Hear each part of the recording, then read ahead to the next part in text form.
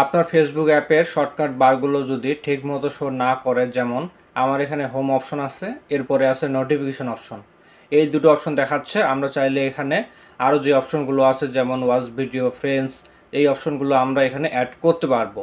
কিভাবে অ্যাড করবেন সেটা এখন দেখাচ্ছে। এই জন্য আপনি থ্রি লাইনে ক্লিক করবেন, এরপর একটু নিচের দিকে আসবেন, এখানে দেখতে পারবেন সেটিং অ্যান্ড প্রাইভেসি অপশন আছে, এখানে ক্লিক করবেন।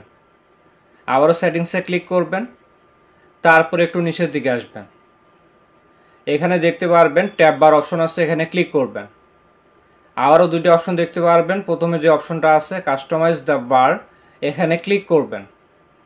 এবার এখানে অনেকগুলো অপশন দেখাচ্ছে, আমরা একটু নিচের দিকে আসব। অনেকগুলো শর্টকাট বার এখানে দেওয়া আছে। আপনি যদি ওয়াচ ভিডিও এই অপশনটা আপনার ফেসবুকের হোম স্ক্রিনে বা নেভিগেশন বারে বা শর্টকাট বারে অ্যাড করতে চান, সেক্ষেত্রে পাশে দেখুন হিডেন অপশন আছে, এখানে ক্লিক করবেন। এখানে আপনি তিনটা অপশন দেখতে পাচ্ছেন। 2 নম্বরে যে অপশনটা আছে অটো, আপনি এটা সিলেক্ট করবেন। আপনি যদি ফেসবুকের নেভিগেশন বারে আরও শর্টকাট অপশন অ্যাড করতে চান, সেক্ষেত্রে আরও অ্যাড করতে পারবেন। যেমন এখানে আছে ফ্রেন্ডস, পাশে দেখুন হিডেন অপশন আছে, এখানে ক্লিক করলাম। এরপর এখান থেকে অটো অপশনটা সিলেক্ট করলাম। আপনার সুবিধা মতো যে অপশনগুলো আপনি নেভিগেশন বারে বা শর্টকাট বারে অ্যাড করবেন, সেই অপশনটা আপনি এখান থেকে অন করে দেবেন।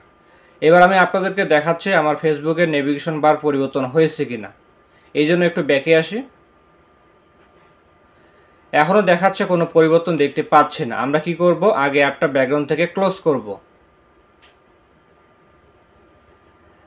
আবারও নতুন করে আমি আমার ফোন থেকে ফেসবুক অ্যাপটি ওপেন করলাম। এবার দেখুন আমার ফেসবুকের উপরের দিকে আরও নতুন দুইটি অপশন দেখাচ্ছে, যে অপশন দুইটা আমরা একটু আগে চালু করলাম। এখানে ক্লিক করলে ফেসবুকের ভিডিওগুলো দেখতে পারবো।